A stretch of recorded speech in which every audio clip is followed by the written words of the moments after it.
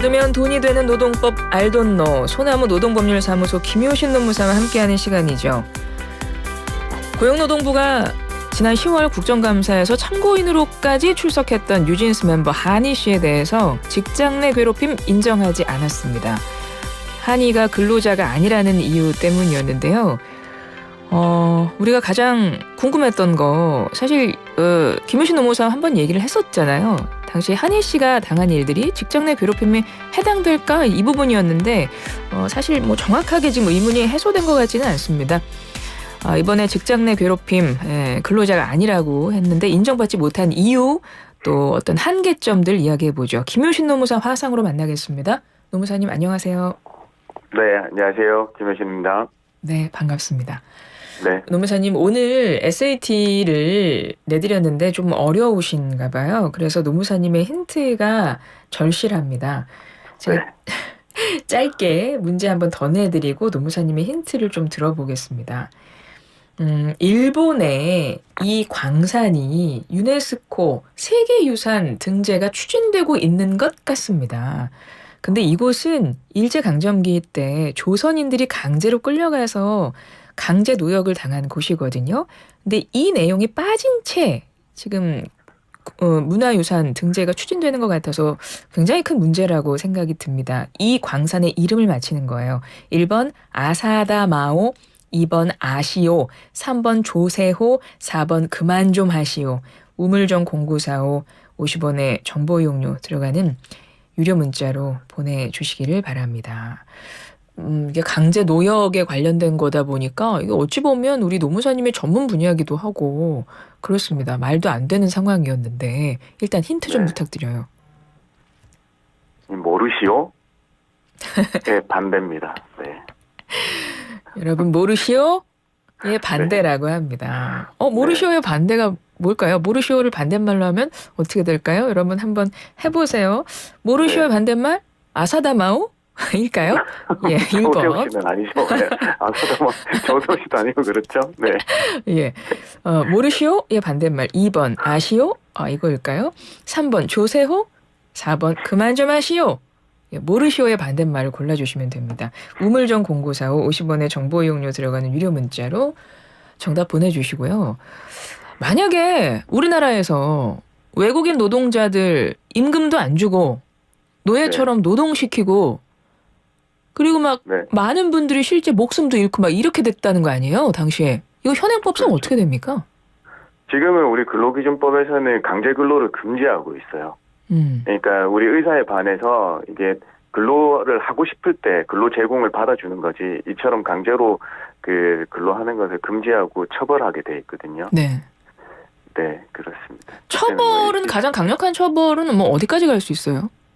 사실 이제 제가 여기에 대한 처벌 수준의 수위는 지금 잘 기억이 안 나는데요. 네. 우리 근로기준법상의 최대 저기는 3년 이하 징역 또는 3,000만 원 이상 벌금형이거든요. 네, 그러시면 될 것 같습니다. 그렇습니다. 여러분 아무튼 정답 꼭 맞춰주시길 바라고 정답 보내시면서 꼭 기억을 해주시기를 바랍니다. 자, 한희 씨 이야기를 시작을 해볼게요. 직장 내 괴롭힘이 인정되지 않았습니다. 네. 왜 인정되지 않았죠? 이제 근로자가 아니라는 이유예요. 그러니까 이 연예인 분들이니까 연예인에 대해서는 이제껏 근로자로 인정할 사례가 그다지 없거든요. 네. 그리고 또 우리는 이제 근로기준법에서 보면 직업의 종류와 관계없이 임금을 목적으로 사업장에 근로를 제공하는 사람이라고 정의되어 있는데요. 네. 뭐 이 규정만으로는 와닿지 않잖아요. 그러면 이제 우리 판례에서 이제 구체적으로 좀 제시하고 있는데 계약의 형식이 중요한 게 아니고 그 실질이 임금을 목적으로 종속적인 관계에서 사용자에게 근로를 제공했는지 여부에 따라서 판단해야 된다고 이렇게 얘기하고 있습니다. 근데 한희 씨는 그런 뭐 기준들을 적용을 해보니 근로자가 아니더라. 이렇게 고용노동부에서 밝힌 거잖아요. 맞습니다. 그렇다면 이걸 한번 짚어봐야겠네요. 우선 근로자로 인정이 되려면 법에서는 뭐 어떤 내용들을 정하고 있나요? 이게 이제 그 근로계약서를 쓰면 당연히 이제 근로자로 인정받는 거는 그다지 어려운 문제는 아닌데요. 이것처럼 특수한 형태 우리가 프리랜서 계약을 맺었다거나 아니면 뭐 용역 계약을 맺었는데 나중에 이제 계약의 형식이 중요한 게 아니고 그 실질을 들여다봐야 되는 거에서 임금을 목적으로 우리 사용 종속 관계가 인정되는지 여부가 핵심이거든요. 여기서 이제 종속성 여부는 두 가지로 나눌 수 있습니다. 사회적 종속성과 경제적 종속성. 그러니까 사회적 종속성은 어떠냐면 지휘 명령을 받아가면서 일했는지예요. 그러니까 업무 내용을 결정을 누가 했는지 상당한 지휘 감독이 있었는지 아니면 근무 시간하고 근무 장소가 구속되어 있는지를 판단해 보는 거고요. 뭐 경제적 종속성은 작업 도구를 누가 소유했는지, 제3자를 고용해서 내 일을 대체할 수 있는지, 그다음에 기업 운영에 대한 위험 부담 관계를 서로 나눠 가지고 있는지 하고요. 그다음에 근로관계의 계속성과 사용자의 전속성, 그다음에 보수를 받는 게 근로 자체의 대상적 성격인지 이런 걸 따지고 있고요. 그다음에 기본급이나 뭐 근로소득세를 냈는지 여부를 따지고 있는데 사실 기본급을 정해놨거나 뭐 원천 징수는 이게 뭐 사용자가 임의로 정할 여지가 크니까 사실 이게 있냐 없냐에 따라서 크게 문제되지는 않습니다. 근로기준법상 지금 네. 노무사님이 알려주신 그런 기준들로서 근로자성을 인정을 한다 이런 말씀인 건데요. 그렇다면 지금 말씀해주신 짚어주신 기준에 따라서 왜 네. 한희 씨는 그러면 근로자가 아닌가를 좀 설명해 네. 주시겠어요? 첫 번째는 우리가 이제 그 한희 씨하고 회사가 매니지먼트 계약을 맺었다고 해요. 근데 그 계약서가 형식에 불과하지는 않은 것 같다. 그 계약과 내용의 성질이 그러니까 사용 종속 관계에서 임금을 목적으로 한 계약이 아니다. 서로 대등한 계약 당사자의 지위에서 각자 계약상 의무 이행을 하는 계약이기 때문에 한희 씨가 회사의 지휘 감독을 받았다고 보기 어렵다라고 했고요. 그다음에 그 또 일반 직원에게 적용되는 뭐 사규나 제도, 시스템 등이 적용되지 않았다. 그다음에 일정한 근무 시간이나 근무 장소가 정해져 있지 않아서 출퇴근 시간을 정할 수도 없어서 그렇고 그다음에 연애 활동에 필요한 비용을 또 공동 부담으로 한다는 점들이 제시됐습니다.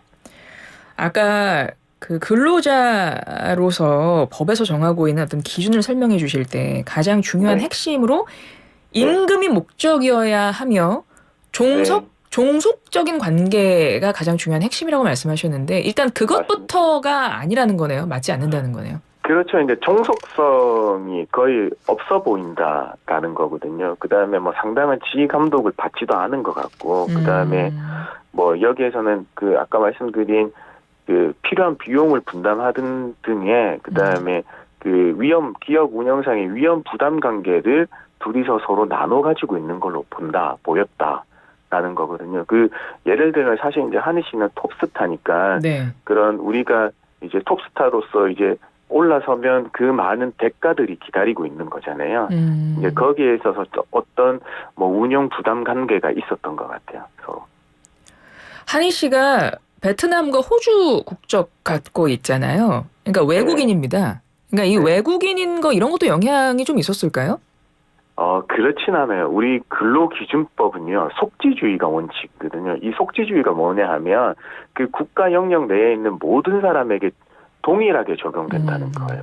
그러니까 외국인 근로자도 우리 근로기준법을 그대로 적용받는 걸, 아시는 분이 그렇게 많이 없어요. 외국인이면 우리 내국인하고 별도로 다른 법을 적용받지 않을까라고 생각하시지만은, 동일하게 근로기준법을 같이 적용받게 된다는 점 말씀드리겠습니다. 네.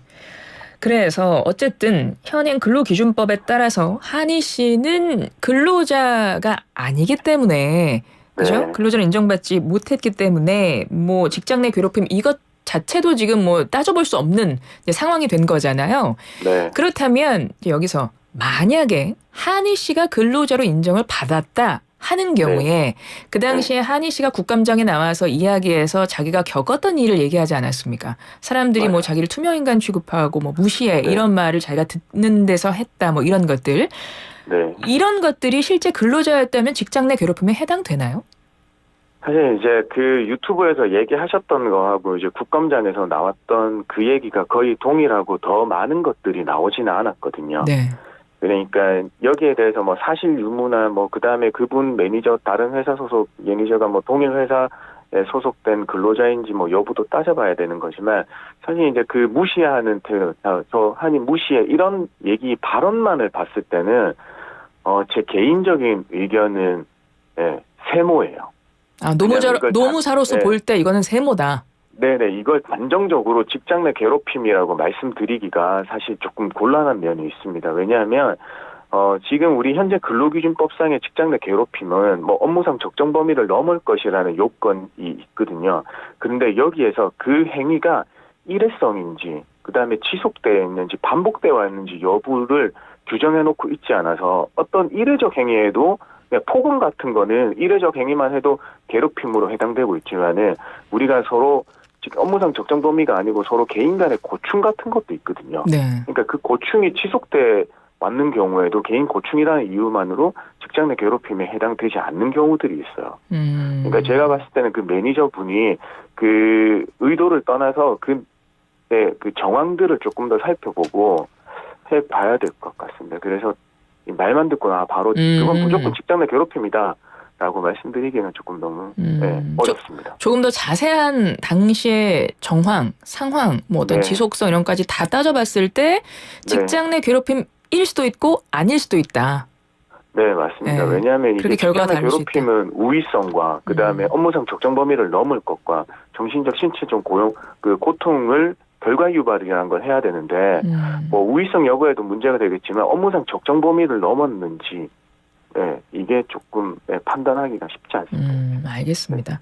어찌됐건 이번에 고용노동부 판단으로 좀 여론은 뭐 다양한 의견들이 나오고 있는 것 같아요. 네. 1년에 52억 번은 근로자 있으면 뭐 말해달라 뭐 이런 의견도 있는 것 같았고 뭐 근로자가 아니면 그럼 괴롭혀도 되는 건가? 뭐 이런 의견도 있는 것 같고 뭐 그런 것 같아요. 여론은. 근데 이제 또 제가 짚어보고 싶은 건 사실은 이거는 한희 씨에 국한돼서 보기보다는 근로자가 아닌 그러니까 프리랜서로 활동하시는 분들도 많잖아요. 실제 본인의 일을 하고 돈을 버는 과정에서. 그럼 어찌 보면 이분들은 이 노동법 사각지대에 있는 분일 수도 있잖아요. 네, 맞습니다. 어떻게 해야 될까요?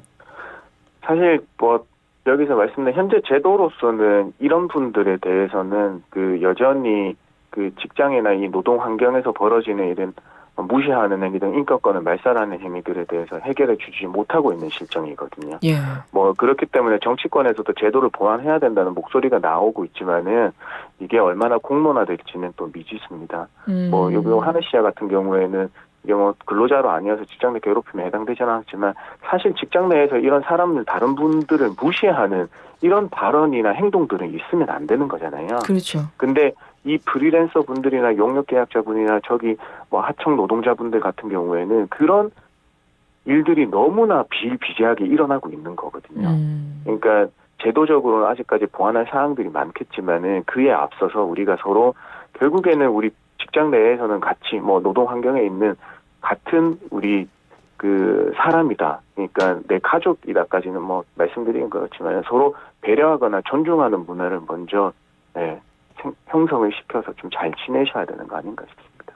요거 하나 여쭤볼게요. 보통 직장 내 괴롭힘 하면 나보다 윗사람이 그러니까 윗사람이 자기보다 지위가 낮은 아랫사람, 뭐 나이도 마찬가지고 그렇게 이제 방향들을 생각을 하시는데 반대인 경우도 직장 내 괴롭힘이 해당이 돼요? 그러니까 어리고 더 하급자가 상급자에 대해서 뭔가 괴롭힘을 지속적으로 했다. 이것도 직장 내 괴롭힘이에요? 네, 가능해요. 우위성이 항상 그 상급자만을 대상으로 하지는 않아요. 그게 우위성을 하는 거는 뭐 우리 수적 우위나 뭐 연령, 그다음에 능력 이런 것들 모든 넓게 보고 있는 거거든요. 그래서 그 하급자가 상급자보다 나이가 많거나 이런 경우에 해당되면 당연히 우위성은 넓게 인정될 수 있어요.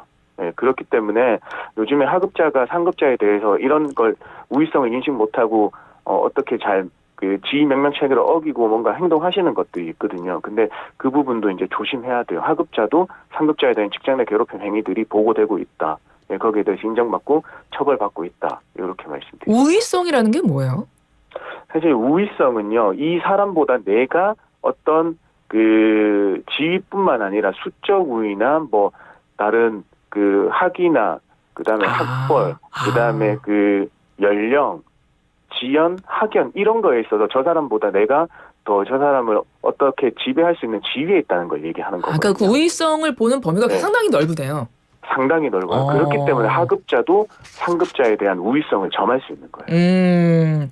알겠습니다. 어쨌든 직장에서 서로 괴롭히지 않았으면 괴롭히지 말아야죠. 예. 상당히 중요한 내용을 짚어주신 것 같고요. 네네. 이렇게 해서 오늘 준비된 내용은 여기까지만 해보도록 하고, 자, 8616번님, 노무사님의 힌트는 항상 소중하오. 네, 우리 완소 노무사님, 완전 소중한 노무사님이십니다. 9187, 모르시오 반대말, 오시루모, 이러면 꼭 계시에요. 말을 이렇게 다르게 한 거. 자, 오늘 정답 발표하면서 인사 나누겠습니다. 이 광산의 이름은 무엇입니까? 노무사님. 네, 2번 아시오입니다. 아시오 광산입니다, 여러분. 이거 꼭 아시오. 네, 여러분 꼭 아셔야 돼요. 노무사님 고맙습니다. 네, 감사합니다. 김효신 노무사였습니다. 경동나비의 모델 마동석입니다. 부모님 선물 보일러 어떠세요? 반신욕에 등산 후 샤워에 손주 목욕까지 온수 쓸 일 많아진 요즘 부모님께 한 번 사면 10년은 든든한 나비엔을 선물해보세요. 나비엔 컨덴싱 온 AI.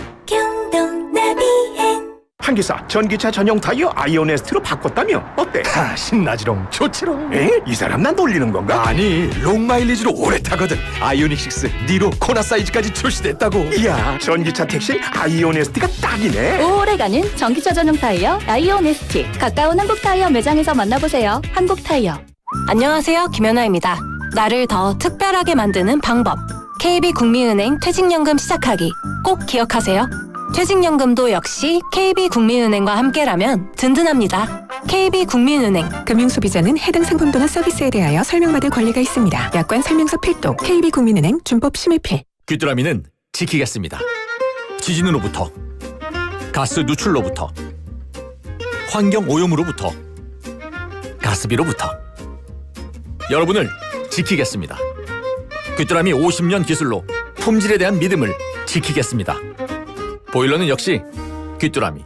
1톤 전기 트럭엔 이벤트라. 1톤 전기 트럭엔 이벤트라. 이벤트라가 뭐죠? 1톤 전기 트럭 전용 롱 마일리지 타이어. 무게는 든든하게 받쳐주고 주행은 오래오래 지켜주고. 잊지 마세요. 1톤 전기 트럭엔 이벤트라. 1톤 전기 트럭엔 이벤트라. 가까운 한국타이어 매장에서 만나보세요. 한국타이어. 0202 몸과 마음이 힘든 친구를 위해 보신하러 흑염소 먹으러 가오. 잘 갔다 오시오. 예, 1143 이 방송 재밌어. 고맙소. 네, 3861 아니 기가 차고 화가 나서 위안부 할머니나 광산 끌려간 사람들에 대해선 왜 큰 소리 안 내는 건가요? 정부는 이럴 때 나서주세요. 그렇죠. 이럴 때 나서야죠. 오늘 함께해 주신 여러분 고맙습니다. 그리고 앞서 일부에서 오늘 뭐 불금이라고 문자 주셨던 분이 있어요. 여러분 오늘 목요일입니다. 목요일. 내일 출근하셔야 돼요. 목요일 슬기로운 라디오 생활 이만 인사드리고 내일 다시 올게요. 박규빈이었습니다. 세상의 가치를 더하는 포스코 그룹과 함께합니다.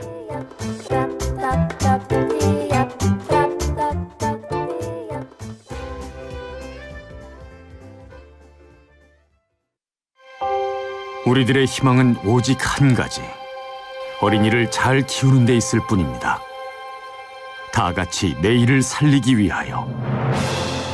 1923년 소파 방정환이 발표한 어린이 해방선언의 일부입니다.